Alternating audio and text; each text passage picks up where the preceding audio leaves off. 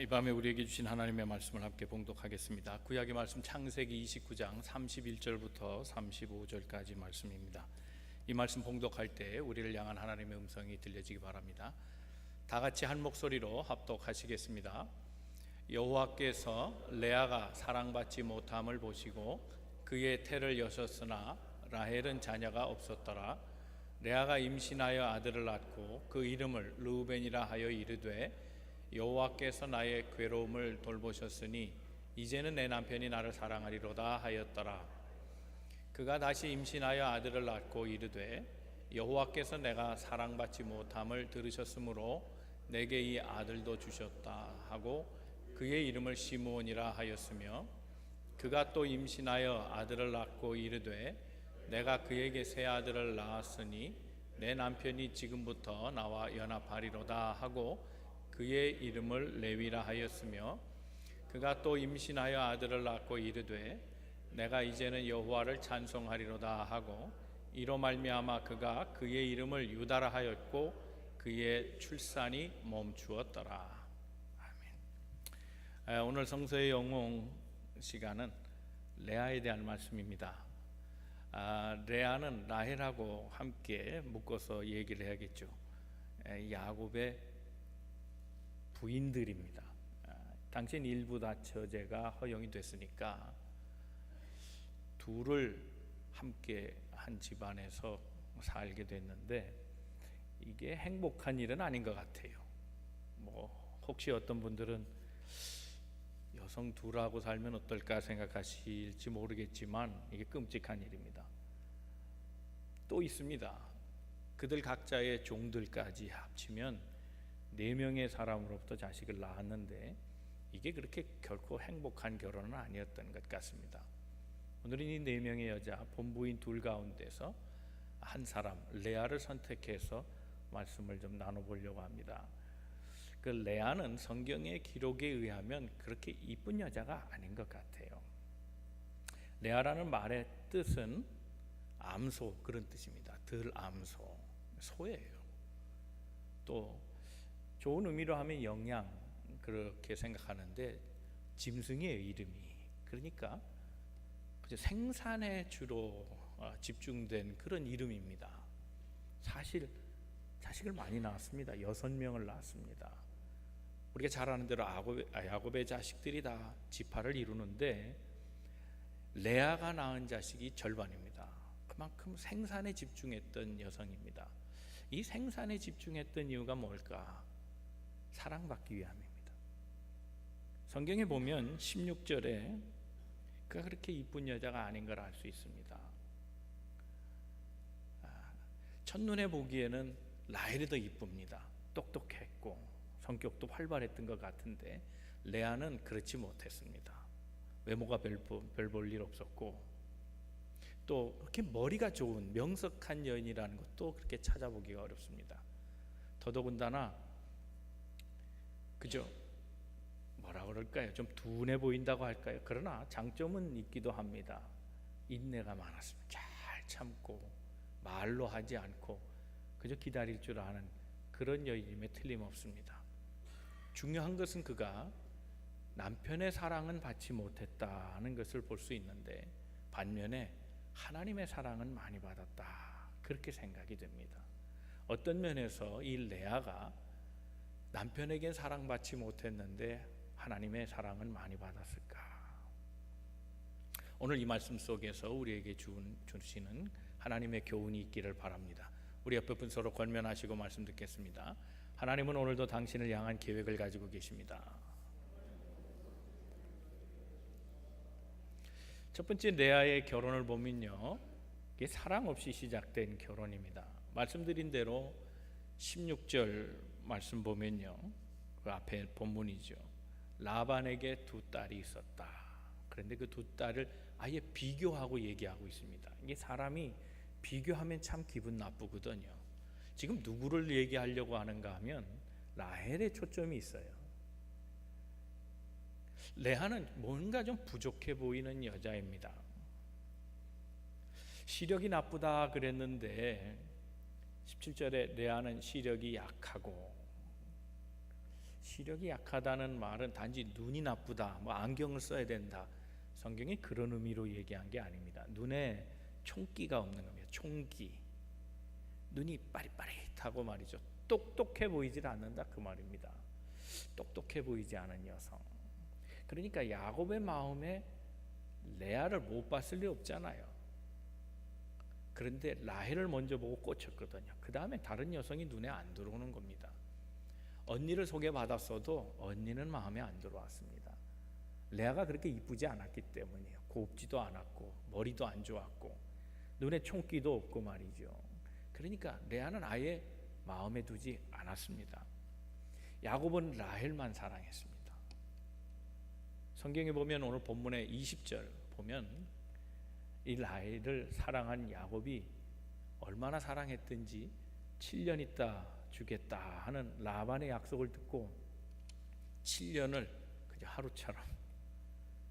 하루처럼 그냥 그렇게 매일매일 라헬과 결혼할 생각만 가지고 그렇게 살았습니다. 그런데 라헬과 결혼하게 돼 있는 날 엄청난 사건이, 우리가 잘 아는 사건이 일어납니다. 그 신방에 라헬이 들어온 게 아니라 아버지 라반이 언니를 들여보냅니다. 그 사건을 보면서 좀 그런 생각을 해요. 여러 가지 짐작되는 이야기들이 있잖아요. 정말 야곱이 몰랐을까? 어떻게 그걸 모를 수 있지? 그렇게 생각할 수도 있겠습니다. 물론 이제 결혼 끝나고 이제 피로연할 때 아마 술을 많이 마셨는지도 모르겠습니다. 그런 얘기는 없으니까 그냥 짐작할 뿐입니다. 아니면 상상이나 했겠습니까? 당연히 그런 줄 알았겠죠. 여하튼 간에 아침에 일어나 보니 안 겁니다. 그래서 장인에게 아침에 일어나서 첫 문안 인사를 하는데 첫 문안 인사가 따지는 거였습니다. 화를 내고 어떻게 나를 이렇게 할 수 있습니까? 왜 나를 속였습니까? 그렇게 얘기합니다. 자, 야곱은 속이는데 대가 아닙니까? 그렇잖아요. 형 속였잖아요. 아버지 속였잖아요. 그냥 당하고 있는 겁니다. 전문가가 당했습니다. 라반한테 당한 겁니다. 어떻게 이럴 수 있습니까? 분통이 터지지만 그러나 어떻게 할 수 없었습니다. 라반의 말이 또 한 번 더 말을 찌릅니다. 우리 지역에서는, 우리 동네에서는 어느 집의 얘기도 마찬가지인데 둘째를 먼저 보내는 일이 없다. 첫째를 먼저 보낸다. 그게 야곱의 가슴에 비수처럼 들어왔을 겁니다. 첫째의 축복을 자기가 가졌잖아요. 먼저 된 자의 축복을 뺏은 자로서 이게 이해 안 될 리가 없거든요. 라반도 그걸 알고 머리 좋은 라반이 교묘하게 그 말로 찔렀을 겁니다. 결국 이 말이 상처가 됐지만 그냥 운명으로 받아들이기로 합니다.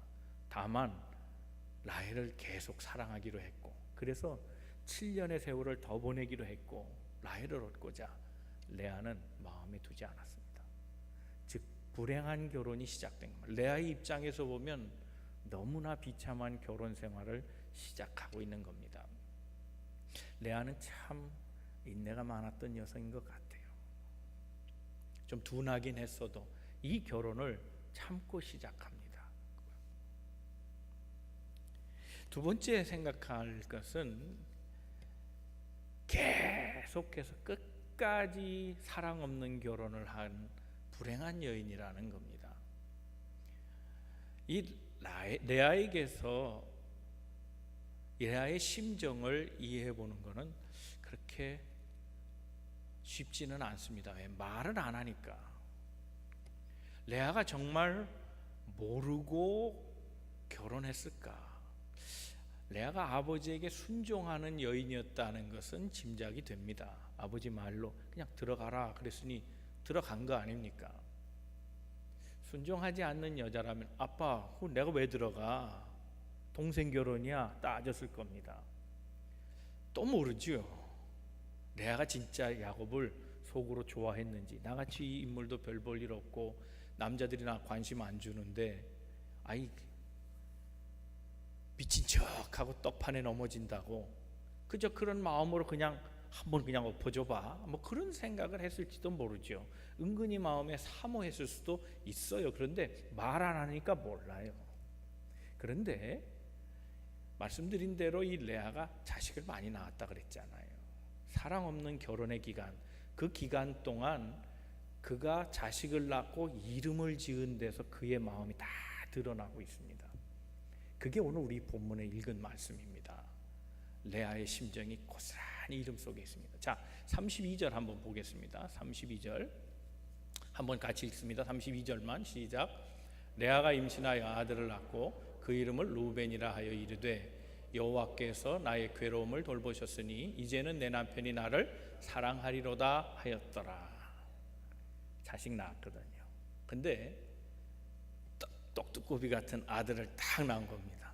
첫째 루벤 딱 나눈 겁니다. 근데 루벤이란 뜻이 뭐냐 하면 봐라 아들이다, 그런 얘기예요. 이게 남편에게 하는 얘기예요. 봐라 아들이다 말이지. 너 나 사랑 안 해줬지. 내가 아들 낳았잖아. 그러니까 이제부터 날 사랑 좀 해줘. 그런 마음으로 르벤이라 이름을 지은 겁니다.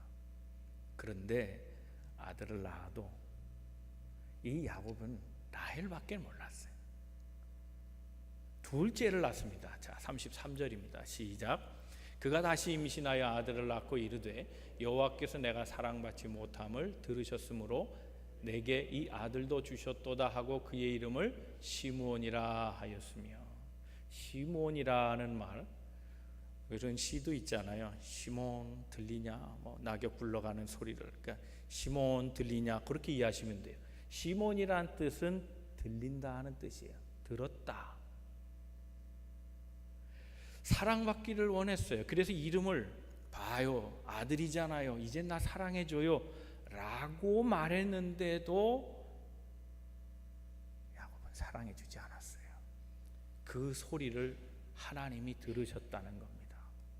이 말 속에 다시 한번 야곱이 자기를 사랑해주기를 원하는 마음을 그 이름 시몬에 담아놨습니다. 셋째를 낳습니다. 34절입니다. 시작. 그가 또 임신하여 아들을 낳고 이르되 내가 그에게 새 아들을 낳았으니 내 남편이 지금부터 나와 연합하리로다 하고 그의 이름을 레위라 하였습니다.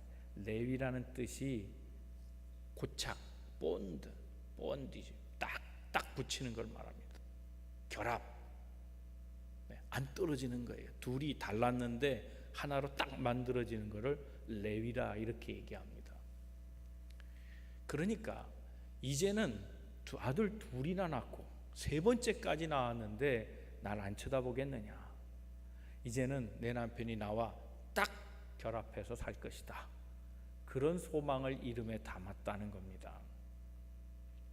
자, 그런데 여기에서 보는 레아는 신앙적으로 보면 좀 문제가 있어요. 이게 다 하나님 앞에 구하는 말이고 남편을 사랑해서 하는 얘기인데 정작 자식을 낳으면서도 감사가 없잖아요. 그렇죠? 남자만 본 거예요. 남자만 본 거예요. 인생이 남자만 보니까 불행한 거예요. 하나님을 봐야 되는데 그 생명의 선물을 주신 하나님은 시선을 놓치고 남자에게만 지금 매달리고 있어요. 그렇게 감사가 없어요. 그러다가 이 여인의 훌륭한 점은 그게 좀 둔하거든요. 이를 한 번, 두 번, 세 번, 세 아들 낳고 말이죠. 그 다음에 네 번째가 돼서야 자식 많음이 복인 걸 알았어요. 그래서 네 번째 임신하여 이름을 짓습니다. 35절입니다. 시작. 그가 또 임신하여 아들을 낳고 이르되 내가 이제는 여호와를 찬송하리로다 하고 이로 말미암아 그가 그의 이름을 유다라 하였고 그의 출산이 멈추었더라. 유다라는 말의 이름이 찬양이란 뜻이에요. 찬미하리로다 그런 뜻입니다. 그러니까 이제서야 그래, 남편 보면 뭐하노, 내게 희망도 안 되고 소망도 안 되고 나를 안아주지도 않는데 그래, 그런 거 의지하지 말고 하나님 의지하겠다. 자식 주신 하나님 감사합니다. 찬송이 그제서야 비로소 나오는 겁니다. 자, 그렇게 된 상황 가운데 라헬은 지금 한편 어떻게 되고 있느냐. 라헬은 계속 이 첫째 자기 언니가 원하지 않은 결혼이든 원했던 결혼이든 간에 빼앗긴 결혼 때문에 마음 조려하며 아들을 낳는다는 소식을 계속 들으면서 상처가 되었던 겁니다. 그래서 고륙지책으로 짜낸 게 다른 엉뚱한 방법입니다.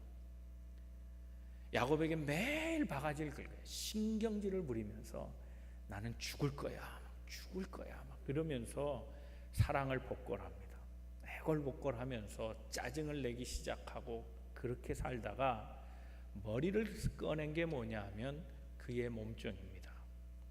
라헬의 몸종이 실바라고 있습니다. 빌하라고 있습니다. 이 빌하라고 하는 여종을 남편에게 동침하게 합니다. 자기 몸종인데 남편과 동침하게 함으로 자식을 낳게 되는데 그 자식이 단과 납달리입니다. 납달리라고 하는 이름의 뜻이 뭐냐면 승리예요. 승리, 이겼다 그러는 거예요.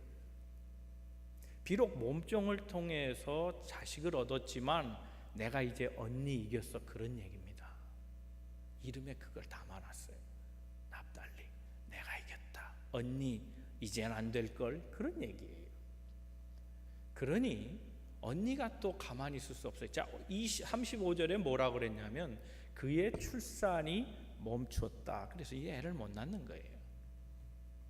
그러니까 자신이 가지고 있는 또 어린 몸종이 또 애를 낳게 해요.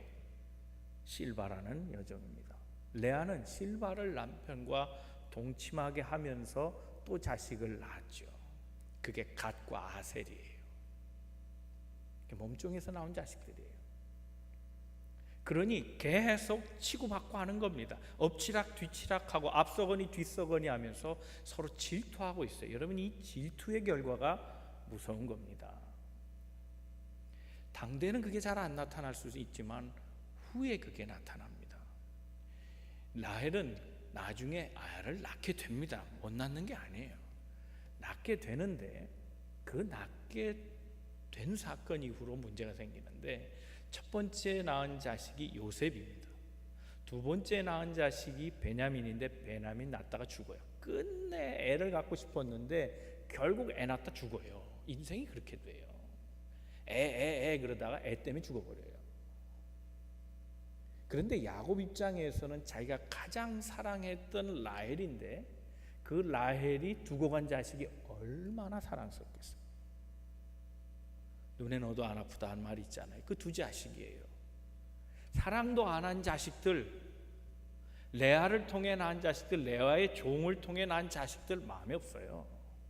자식이 12이나 돼도 그 눈에 안 들어와요. 내가 사랑하는 여인의 자식, 그게 눈에 들어오는 거예요. 그게 자식 교육에 미쳤다는 거예요, 영향을. 결국 레아의 자식들이 화가 났어요. 그래서 요셉을 팔아넘긴 거예요. 단순한 얘기가 아니면 어떻게 형제끼리 그럴 일을 벌일 수 있는가? 우리 생각하는 게 막장 드라마 같지만 그 원인은 어머니들에게 있어요. 질투야. 질투는 무서운 결과를 낳습니다.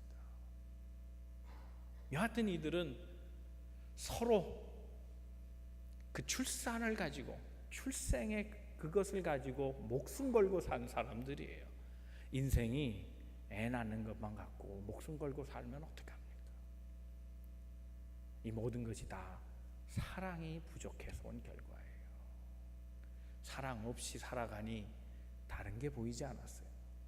중요하지 않은 것을 중요하게 생각하고. 자, 보세요.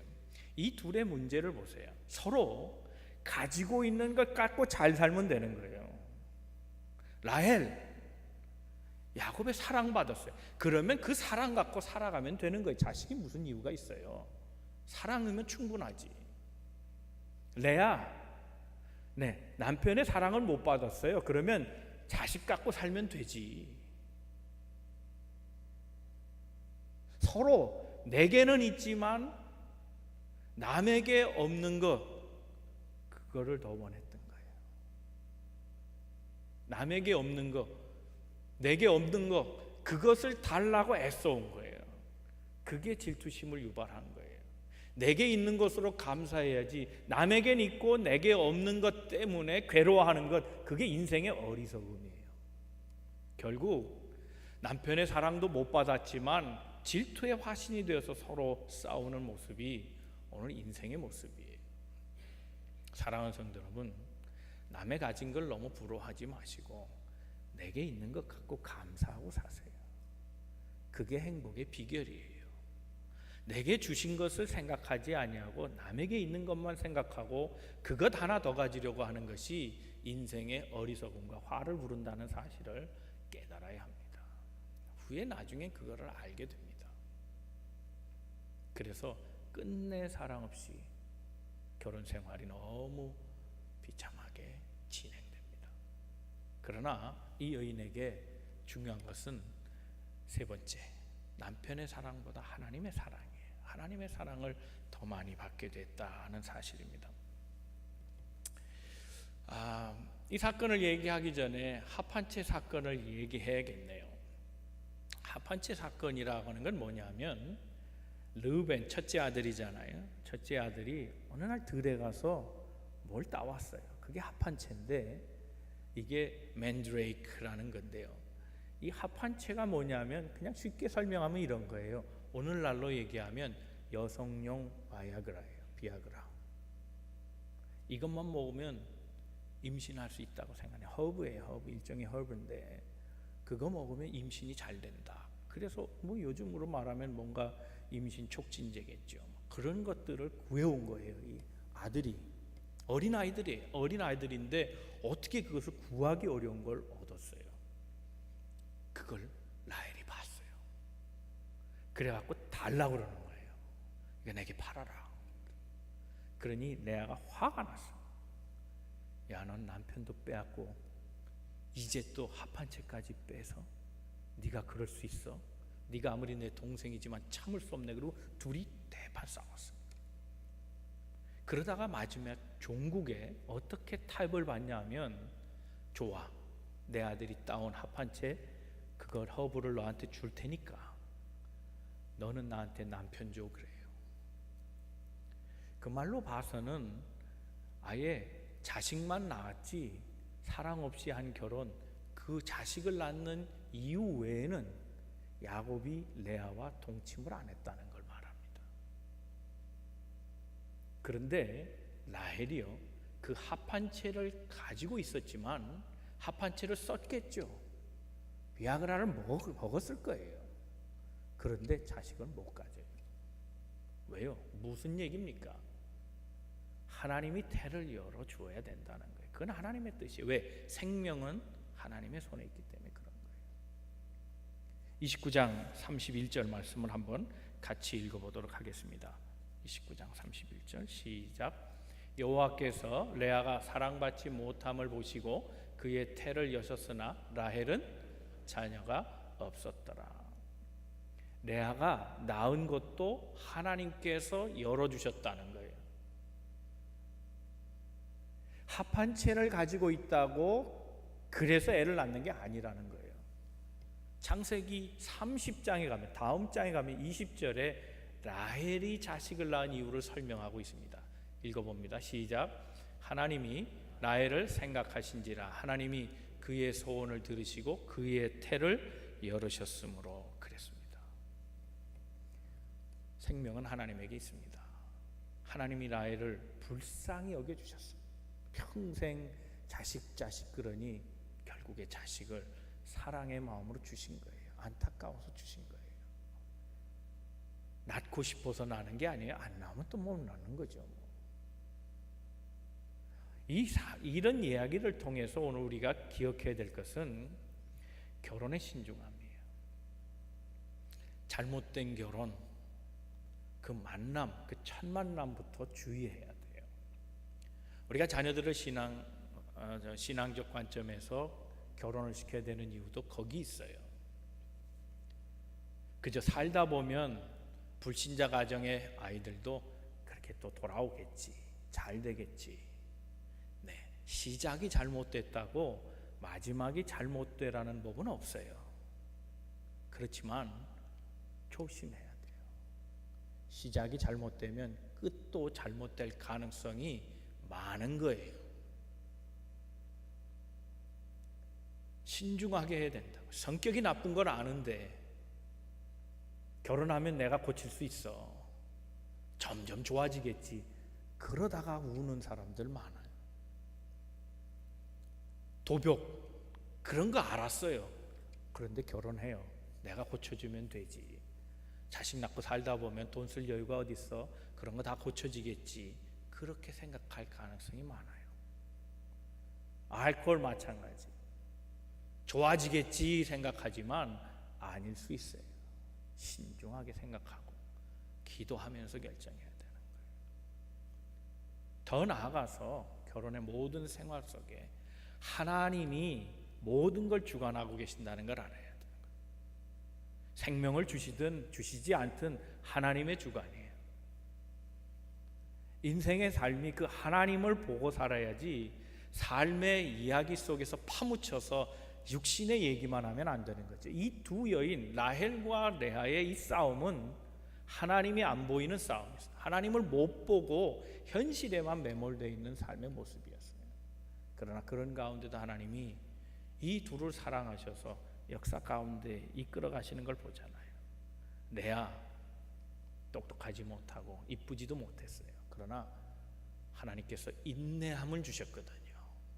그 미덕을 보신 거예요. 다투지 않았어요. 남편과 다투지 않았어요. 잘 참아냈어요. 결국 이 레아를 통해서 12지파 가운데 절반이나 얻게 되는 엄청난 4명의 자식을 낳았지만 4분의 1이 아닌 2분의 1 엄청난 축복을 받았잖아요. 그 중에서도 레위 지파가 나왔다. 이건 중요한 거예요. 제사장의 가문이 만들어져요. 유다 지파 왕족이에요.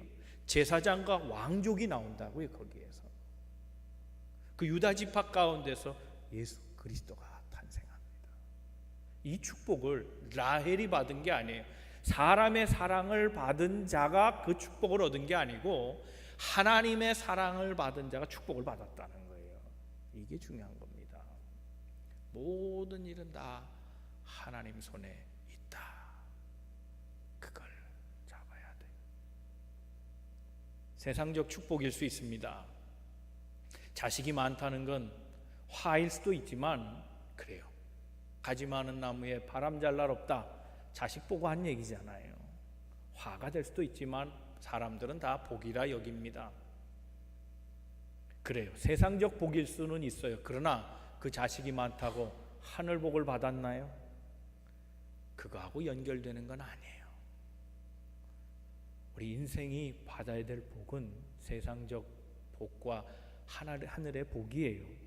그러나 둘 중에 하나를 택한다고 한다면 세상적 복이 아니라 하나님의 복인 줄로 믿습니다.